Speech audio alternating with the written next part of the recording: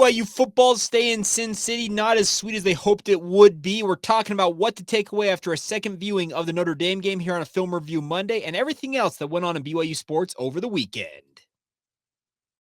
You are Locked On Cougars, your daily podcast on the BYU Cougars, part of the Locked On Podcast Network. Your team every day.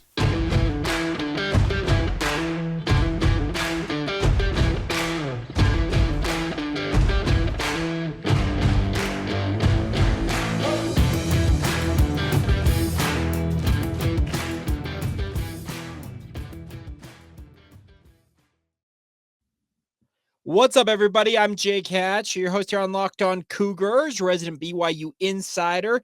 Thank you once again for making Locked On Cougars your first listen of the day. Always appreciate you guys checking out the show. I am back home in my digs here in Saratoga Springs, Utah, back from Las Vegas.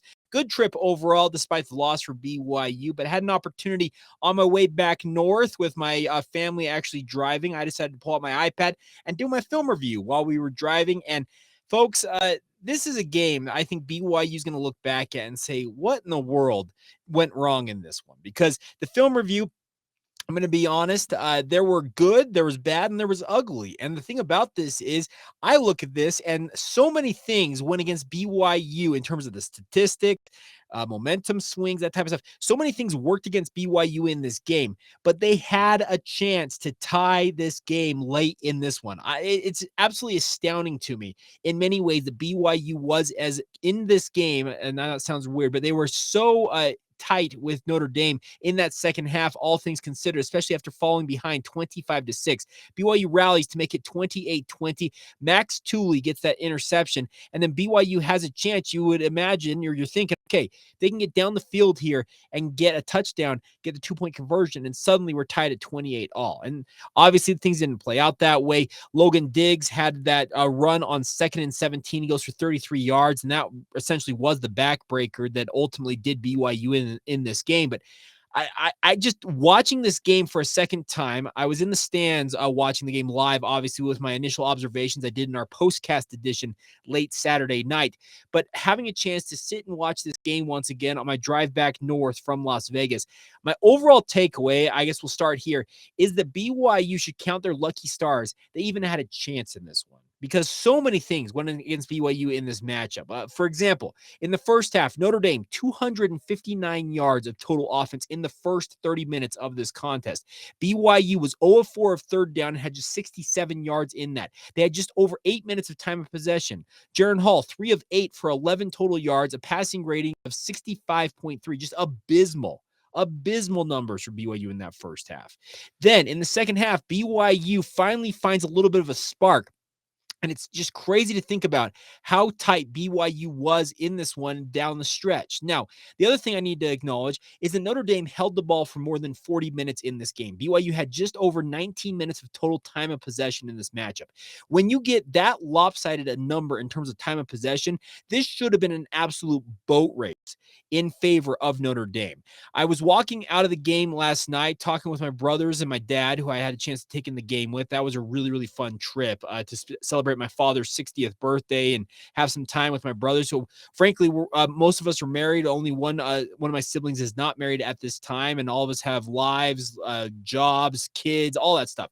To get together with them was really, really, really fun. But walking out of the game last night, my brother, and I love him to death, he was complaining about BYU's defense. And yes, the metrics in this game for BYU, not fantastic, because total yardage, 496 total yards on its head, does not look good, especially 234 rushing yards. Notre Dame rushed for an average of 5.2 yards per carry. So you would be like, okay, BYU's defense, the rush defense, absolutely abysmal once again. Was it great? No. But we have to acknowledge that in this game, I thought BYU's defense actually took a step forward. The metrics, the numbers don't say that, but think about it, folks. They held Notre Dame to 3 points inside the red zone multiple times, multiple trips inside the red zone. They stoned Notre Dame on a 4th down to get the ball back in one instance. Max Tooley got another interception late in this game that actually gave BYU some hope of some momentum maybe to get down the field and tie this one up.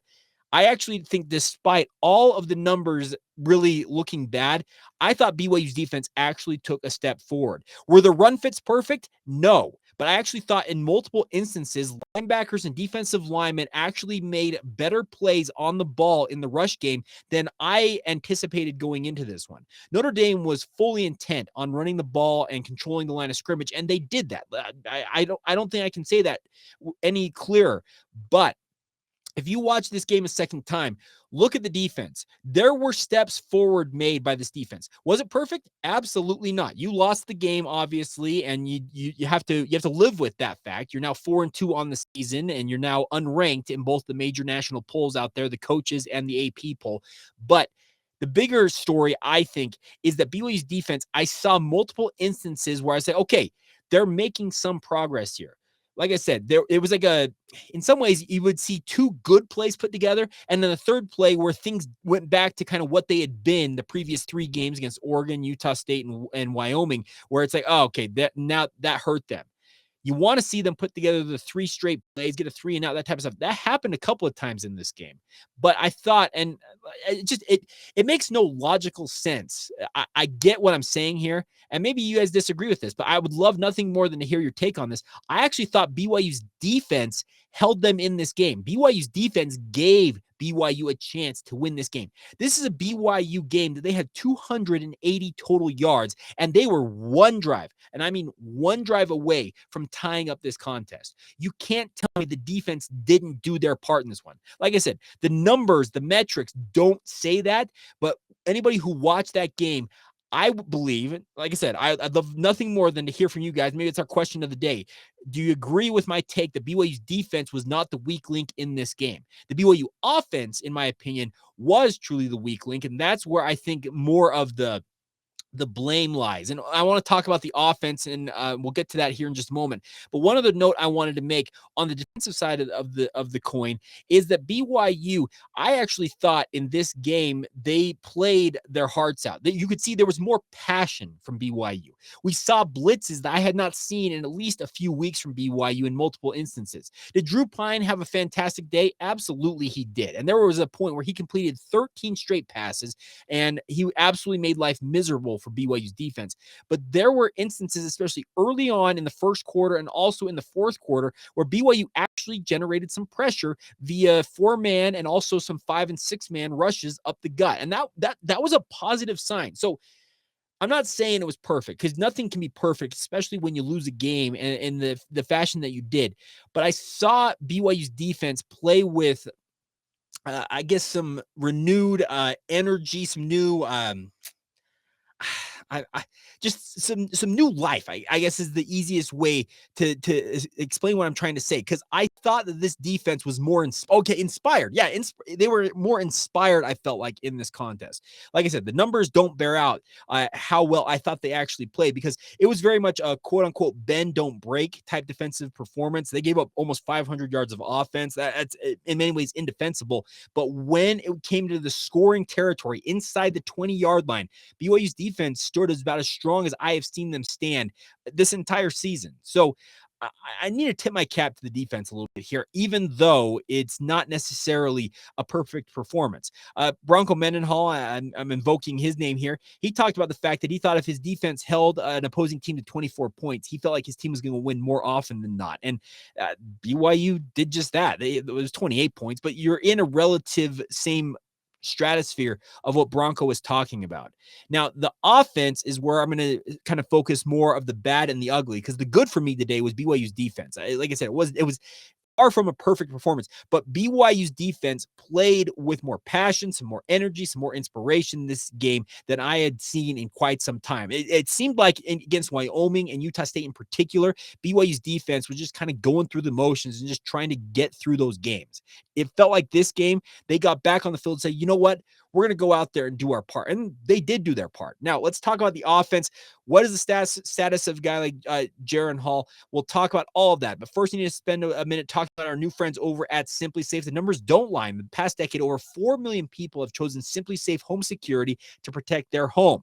You do not earn that trust of that many people without doing something right. And at Simply Safe, your safety is the only thing that matters. That is what Simply Safe is here to do for you, my friends. They want you guys to feel secure in your own home. And the best part is, Simply Safe has got all of the most advanced technology to help you out as a homeowner, renter, no matter what your situation might be.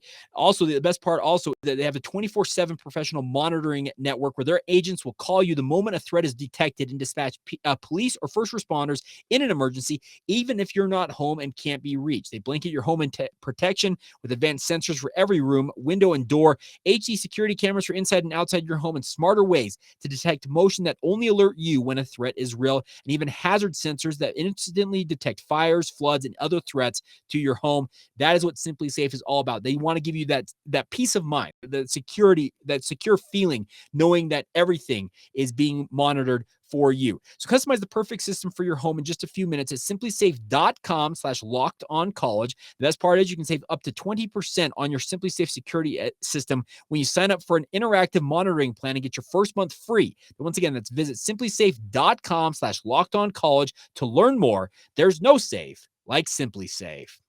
Thank you once again for making Locked On Cougars your first listen of the day. Always appreciate you guys checking out the show. Now, for more from my film review Monday is, first off, I want to send my best wishes out there to Gunner Romney. There's a report out there that he actually spent the night in a hospital down there in Las Vegas, and I sincerely hope that he is okay, because that's a scary, scary deal if he re-injured that lacerated kidney that he had, because the biggest concern with that lacerated kidney in the lead up to him actually returning to action for BYU was that they wanted to avoid any potential re-injury there, because that's an internal bleeding risk. That is like life and death type stuff that he was dealing with that lacerated kidney. So the first thing was, I guess, some good vibes being sent the way of Gunner Romney. Now, also, the offense in this game, folks, I don't get why BYU cannot get out to a quick start. It is absolutely astounding to me that they have found every seemingly different way to shoot themselves in the foot and hurt themselves. You all saw it. The very first play of the game, Jaren Hall floats a pass that was just a wobbler, and they go up, speaking of Notre Dame, and intercept it, and all of a sudden they steal that possession on the very first play from scrimmage. That was absolutely brutal, and it kind of was like the foretelling of what was to come for BYU's offense. Were there instances of BYU's offense having a very good day? Yes. I actually thought that Christopher Brooks maybe had one of his finest performances, and maybe his finest performance as a running back for BYU in this game. He had 14 carries, 90 yards, and a touchdown. What more can you ask for? Well, maybe give him the ball on 4th and 1 when he's kind of got the hot hand. And I can see why BYU might argue, well, Lopini Katoa, he had that 20-yard gain on that 3rd and 18 to get that first down. That was critical. Sure it was. That was a completely different circumstance. You know that Notre Dame is going to put 300-pound guys on that front line in that 4th and 2, 4th and 1, whatever the scenario was. And you know that they're going to be trying to stonewall at the line of scrimmage. And a 235-pound power back who's got the ability to put his shoulder down and try and run through those guys versus a 195, 200-pound scat back, which is what Lopini Katoa is. I'd bet my odds on my 235-pound power back and give him the ball, or keep the ball in Jaren Hall's hands and see what he can do with maybe an RPO action. I think there's going to be a lot of second guessing, and Kalani Sitake talked about critiquing his coaching staff in that circumstance with that 4th and 1 call and looking at it. They took the time out to talk about it. This offense found so many ways to hurt themselves. It was astounding to me rewatching this game.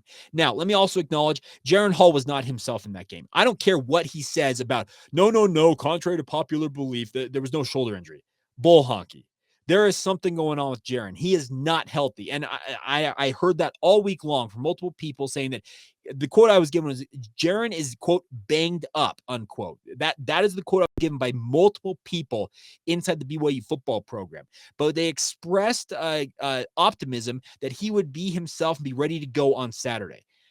He did not look like himself. That was not the Jaren Hall that we have known all season long through the first 5 games. Is delivering passes with precision. They were lasers. They had the ability to get the ball down the field. And in the first half, in particular, the lack of being on the field for BYU, I actually think that Jaren Hall's arm looked worse in the first half than it did in the second half, because in many ways, if it was injured, it felt like as he threw more and more passes as this game progressed late in the game, it seemed like his arm started to free up a little bit. bit, and maybe it just kind of got warmed up, and suddenly he started to throw the ball more like he had earlier on in the season. His arm didn't have the regular pop, I guess is what I'm trying to say, when it came to delivering passes. Some of those passes were sailing, some of them were dipping as they got closer to wide receivers. This is a guy, speaking of Jaren Hall, that I've seen him throw from the opposite hash clear across the field and deliver a laser earlier on the season. I'm not 100% certain that he could have done that in that game against Notre Dame. And that is the concern, is that Jaren Hall, however long this is going to last, how do you modify the game plan to give him the best ability to succeed?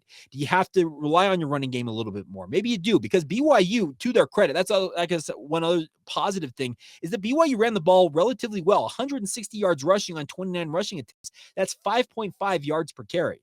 That's the best rushing output BYU's had since what? The Baylor game? No, it's not even the Baylor game. It's the USF game for BYU. So the offense, it felt like, became the weak link in this game, where it just, in like kind of a bizarro Twilight Zone type fashion, the defense ended up being the stronger side of the football in this game for BYU, when for most of the season, it's been the defense that's been failing an offense that had just been absolutely humming, especially in the passing game. The bizarre inability to get guys like Puka Nacua, Gunner Romney the ball in this game, that hurt BYU. 9 of 17, 120 yards for Jaren Hall. 100 of those yards, by the way, went to Cody Epps. And Cody Epps deserves props. That dude is emerging into maybe the next star for BYU at wide receiver. Is he the biggest guy? Is he the fastest guy? Is he the most physical guy? No, none of the above. But what he is a polished receiver who knows what he's capable of, and he knows how to get open. That's something that Puka couldn't say in this game against Notre Dame. It's something that Gunner Romney, before he left with that injury, couldn't say he could do in this game. Keanu Hill, etc.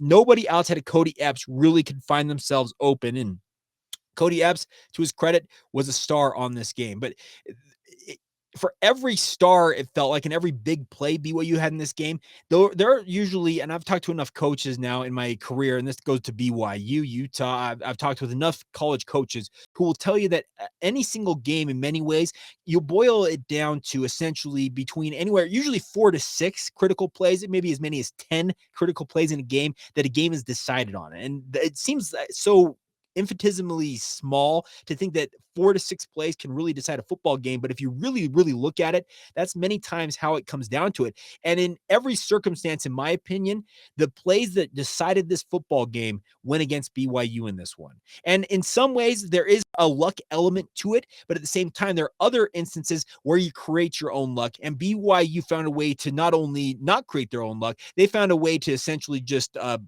give it away in some ways. And that is the concern for BYU as they now get ready to take on Arkansas. And just a real quick check, our friends over at BetOnline, will talk about them more in a moment here. BYU is a 3-point favorite at our friends over at BetOnline. Their initial opening line has BYU favored by 3. So essentially, they're thinking this is a pick'em, and as a home team, you typically get 3 points if all things are considered equal. So BYU and Arkansas going to do battle on Saturday afternoon out there at LaVell Edwards Stadium, and it's going to be a big opportunity for BYU to show what they're made of, because this is an Arkansas team that is hell-bent on running the football. The only teams that have outrushed them, I saw this from Greg Wrubell, the only teams that have had more carries in a game on average than Arkansas this year are the service academies. Navy, Army, and Air Force, who are all running that triple option, spread option look. This is a team that's going to test BYU's mettle, especially in that rushing attack on defense. So there is a big opportunity for BYU on offense to show that, you know what, Notre Dame was an aberration. We're back to doing what we do, especially in the passing game against Arkansas. But you can guarantee that Arkansas is going to take notes from that Notre Dame game and say, you know what, we should be able to do the same thing. We're from the SEC. We should be able to shut down BYU defensively. Now, the metrics for Arkansas defensively, not so hot. And we'll talk about those as the week progresses. Hope to have John Neighbors from Locked On Razorbacks on with us. He is the host covering Arkansas here on the Locked On Podcast Network. Hope to have him on for a crossover edition of the podcast. But just going back to the Notre Dame game, last thing from me is that BYU, this offensive performance in this game should be a cause for concern, because there was decisions by coaches, there were decisions by players that both absolutely hampered BYU's ability in this game. The other thing about this, in the ugly, How in the world, 6 games into the season, do you have multiple instances, 3 that I can remember off the top of my head watching that game? There might have been a 4th, actually, that I noticed. I think BYU actually figured out in time to have just 10 guys on the football field. Kalani Sitake said, well, it's a coaching error. We need to figure it out. Kalani, that can't happen. You have enough GAs, analysts, and 10 assistant coaches. Having 10 guys on the football field is unacceptable at this time, at this stage of the season. This is not Pee-wee football where it's like, oh, Johnny, you forgot, get back out there. No, this is high-level Division I football. This is Power 5 level football. That type of stuff, it's supposed to be ironed out in training camp. That should not even be a question. And I think this is just one other thing I guess I'll add before we move on to some other topics, is that if this is going to be a continued issue for BYU, Ed Lamb and the hockey substitution decisions that BYU decides to move 5 and 6 and 7 guys in and out of the lineup on every 4 or 5 plays, it feels like, if that is going to cause BYU to have multiple instances of having just 10 guys on the football field, stop it. Just stop it. Play your number ones. Let them play the majority of the snaps, and when they need to blow, have them tap on their helmet and then get the guy in for the guy that's coming out. No more of this hockey line substitution crap, especially if it's going to cost you timeouts and penalties in a game of the magnitude that you faced against Notre Dame. It cannot happen. It should not happen. And the fact that it's continuing to happen, that is absolutely unacceptable and abysmal. And it's a stain on Kalani Sitake as a head coach because he has to answer for all of that.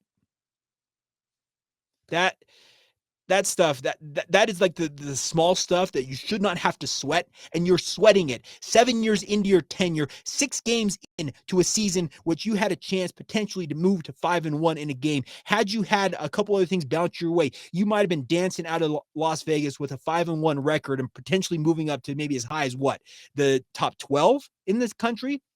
Instead, you're now currently 1 spot out of the coaches poll, 3 spots out of the AP poll, and now you have Arkansas coming to town who is going to think, you know what, if Notre Dame can do that to them, we're going to do that to them. That's where things stand right now. You cannot have this small stuff because small stuff becomes big stuff. It filters up in many ways. And that's the frustrating part for me watching BYU and looking at what can be improved. This is the small stuff. This stuff should not be a problem for BYU, but suddenly and somehow it continues to be a problem that rears its ugly head every so often. Yes, you only had 1 penalty in this game. Okay, that was much cleaner, but the fact you had to call multiple timeouts in the first half because you only had 10 guys on defense is just atrocious. Revisit it, figure out what is wrong, and figure out if you need to have a GA who's literally counting heads coming off the field and going onto the field to make sure that you have the proper numbers of guys on the field. It shouldn't be this hard. It really shouldn't be. But somehow it is. So I guess I'll step off my soapbox and just leave that for another day. But I'm planning. We're going to be talking to Kalani Sitake later today, and I plan on maybe I won't be the one that asks it, but I do plan to ask him how he's going to go about rectifying that issue. Because, like I said, small stuff becomes big stuff, and this is the small stuff that shouldn't be a problem. It's insane to have that many people on a sideline, and the fact that you can't get more than 10 guys on a football field. It's insane to think that is an issue right now for BYU, but alas, it is. All right, coming up here in just a minute, we'll round out today's show with some notes on how the weekend went for other BYU sports. We'll also talk a little bit more about some other just quick takeaways on the BYU football front as we go out the door here. But first, a word on our friends over at BetOnline. They are your number 1 source for all of your football betting information this season. As mentioned, Arkansas coming to BYU as a 3-point underdog to BYU. Arkansas 3-3 on the season. BYU now 4-2. But you can find all the latest player developments, team matchups, news podcasts, and in-depth articles and analysis in every game that you can find right now. And as always, BetOnline remains your continued source for all of your sports wagering information with live betting and up-to-the-minute scores for every sport out there. It is the fastest and the easiest way to check in on all of your favorite games and events, including Major League Baseball, MMA, boxing, golf, NBA hoops coming very, very soon. College basketball not too far off as well. So head to betonline.net or use your mobile device to learn more now. That's BetOnline, where the game starts. All right, before we go here on today's show, let's catch up on everything else that happened over the weekend in BYU sports. I'm sure a number of you, like me, were on way back from Las Vegas yesterday and maybe didn't get a chance to catch up on how things went for BYU soccer, BYU women's volleyball. So let's catch you up on that real quick. The good news is the number 14 ranked BYU women's volleyball team had a successful weekend. They took down San Francisco in their second straight sweep of the weekend, winning 25-20, 25-14, 25-17 at the Smith Fieldhouse. That was Saturday afternoon. Heather also is quoted as saying, "We were super focused and dialed in today." So a fantastic showing for BYU, who now improves to 13-3. They're 6-0 in the West Coast Conference. They beat Santa Clara on Thursday behind a 429 hitting clip, which is actually a really, really high hitting number for BYU. So far, a perfect run through the West Coast Conference already underway for BYU women's volleyball. I actually really thought that the non-conference slate for BYU, where they did lose those 3 matches, tested BYU. They played some of the top teams that they would likely see in an NCAA tournament in the non-conference, and now they're, I think, reaping the benefits of that as they come out firing early on in West Coast Conference play. Now, on the women's soccer side of things, they were in Stockton, California, to take on Pacific on Saturday. That was Saturday night. They ended up drawing 1-1 with the Tigers. So not your best performance, obviously, going on the road. And the worst part is yet again, another late equalizer allowed by BYU in this game. It's kind of become a little bit of a trend for the women's soccer program with BYU giving up a late goal here and there to some of these teams. Think about it. At home, they had Utah. No, it was actually up at Utah State earlier this season. Maybe it was at home, but regardless, Utah State equalized late. BYU got the goal early on Olivia Wade getting her 5th goal of the season in the 14th minute, and then they were really maintaining things, and then late in the game, give up that. And the worst part is you outshot Pacific 38-10. It earns BYU just their 5th draw, though. They're now 5-2-5 in the West Coast Conference. So I don't know what BYU has to do, but they need to work on, I guess, finishing off opponents. They're going to be back on the field this coming Saturday when they host Portland at Southfield. That'll be Saturday night at 7 o'clock. It'll be on BYU Radio, also streamed on BYU TV and the BYU TV app as well. If you want to tune in and watch the women's soccer program a week out, it'll actually be later this week on Saturday. So I guess my overall takeaway from today's show is that BYU, it's going to be just yet a week of looking back and saying, what if? Because this was a game that BYU, had they not had essentially what it felt like in many ways a no-show in the first half. I know you had the ball, had 67 yards, 8 minutes of time of possession, all that stuff. Had you not had another abysmally slow performance, a slow start, I guess I should say, in this one, who knows how this game turns out? What if you don't throw an interception on the very first play? What if you put Christopher Brooks in on that 4th and 1? What if Puka Nacua doesn't get interfered with and actually hauls in that pass on 3rd and 7 that he ultimately dropped? There are so many things about this game against Notre Dame that are going to be what if to death. But the simple fact of the matter is BYU is now 4-2. And tomorrow on the show, we're at the halfway point of the season. We'll talk about where things stand for the Cougars at the halfway point. Simple fact of the matter is they're 4-2. They're just outside the top national polls. I was surprised. I will admit that BYU did drop out of the polls, but there's been a lot of up and down movement in terms of big swings when you lose games this season from the pollsters. Utah fell quite a bit for losing to UCLA. I've seen a number of teams in the position BYU was in at number 16. When you lose a game, even if it was a 1-score game like it was to Notre Dame, the pollsters have shown that they have done it multiple times, not just to BYU, multiple teams from that back half of the teens. If you lose a game, they're not afraid to drop you right out of the rankings. So I guess I was surprised, but I guess I shouldn't have been at the same time at BYU's drop. But the nice part is you win this week, considering where you're sitting right now, 1 spot out of the coaches poll. You're number 26 if you want to dole it out there, and then number 28 in the AP poll. Well, you win that game against Arkansas this week on your home turf, and you probably are getting into the back end of the top 25 once again. You're really that close. But just, man, another close call for BYU that just come up on the short end of the stick once again. And the slow start stuff, it's got to be figured out. And I look forward to speaking with Kalani, seeing if he has any answers after thinking about it over the weekend. We'll be talking about that on tomorrow's show,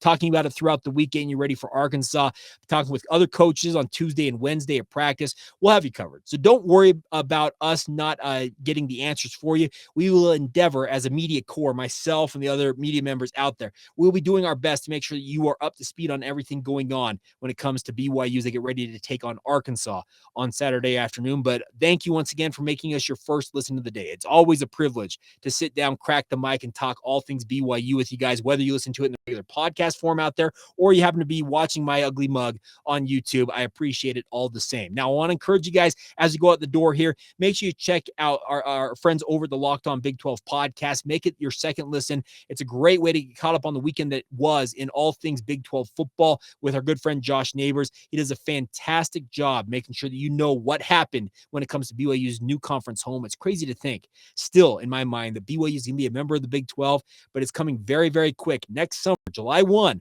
BYU will be entering that prestigious conference and cannot wait to be a part of it. So if you want to get up to speed on everything going on in the Big 12, make sure you check out Locked On Big 12. Get it free and available wherever you get your podcast, just like this one, or check it out on YouTube as well. All right, that'll do it for us. Have a great day, my friends. This has been the Locked On Cougars podcast, and we will talk to you guys again soon. See ya.